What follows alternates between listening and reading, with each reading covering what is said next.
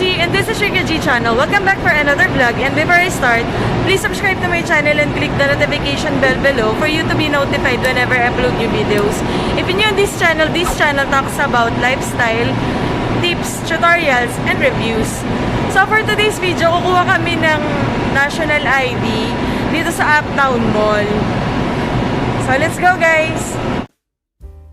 What is National ID? The Philippine Identification System ID, also known as the Philippine Identification Card, pambansang pagkakakilanlan, is the official national identity card for Filipino citizens worldwide and foreign permanent residents in the Philippines.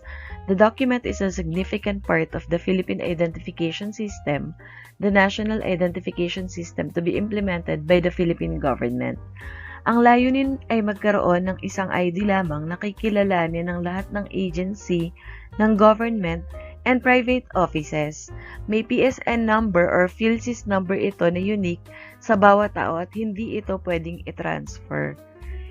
Ito ang magiging PSN number mo for life at mas mabuti na kabisado mo ang PSN number in case na hindi mo dala yung ID. The Philippine Identification System Act, Republic Act No. 11055, the legislation which seeks to implement this system, was signed into law by President Rodrigo Duterte on August 6, 2018. What are the benefits of national ID? Getting to secure the country's official national ID means you get to streamline various day-to-day processes. As a single proof of identity set to centralize everything, it simplifies life, making registering, applying, and reapplying at countless public and private establishments easier and more seamless. Mapapadali ang transaksyon, mapagobyerno o private, kasi centralized na ang information like kung mag-a-apply o mag-o-open ng bank account or kukuha ng passport. Ganun din sa senior citizen na mag-a-avail ng discount. Tax-related transactions, registration and voting purposes, and cardholders' criminal records and clearances. How much does it cost? The PhilID is free of charge for the initial issuance for Filipinos. Fee shall only apply for the replacement of the PhilID due to damage or loss. Holders of Certificate of Indigency are exempted from the said fee as long as they present their certificate. Libre po ito at kapag nawala mo lang, saka ka palang magbabayad para sa replacement or kapalit ng ID na nawala. Information to fill up on the registration form are as follows: name, sex, date of birth, blood type, optional, Filipino resident or alien, marital status, permanent address, present address, optional, mobile number, optional, email address, optional.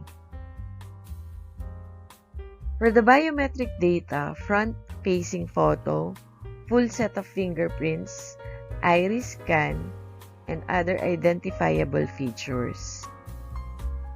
What should you wear kapag kukuha kayo ng ID?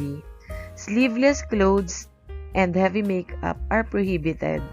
Eyeglasses or contact lenses should be removed during iris scanning, while earrings, necklaces, and other types of facial piercing must also be taken off. As the national ID is the valid identity of an individual, it should mirror the filter-free faces of the holder. So these are the documents that you need to present, any of the following. Primary documents and secondary documents.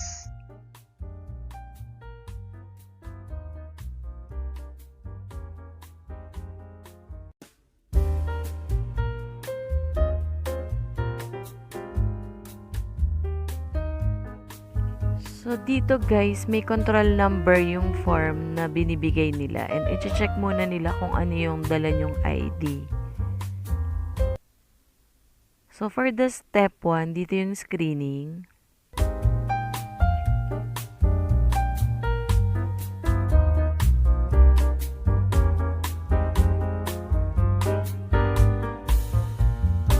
So, after sa step 1, dito na sa step 2, encoding, biometric capturing, and issuance of transaction slip.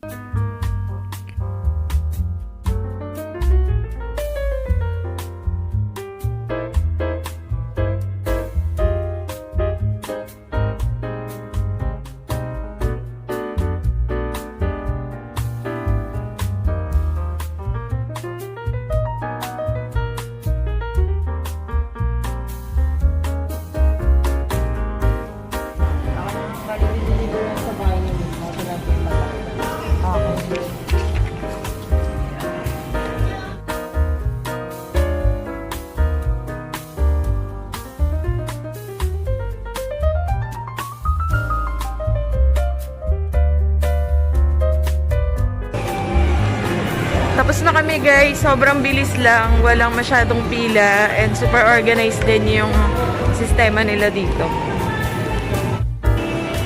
Wala pang 20 minutes, tapos na kami sa process. Super bilis lang ng process nila. Option nyo saan i-deliver, kung sa present address or sa permanent address. Pansin ko lang din guys, ang ganda ng parking nila dito. Ang linis. Maliwanag. And ang ganda ng slot line ng mga motor. Organize yung mga motor dito sa motor area.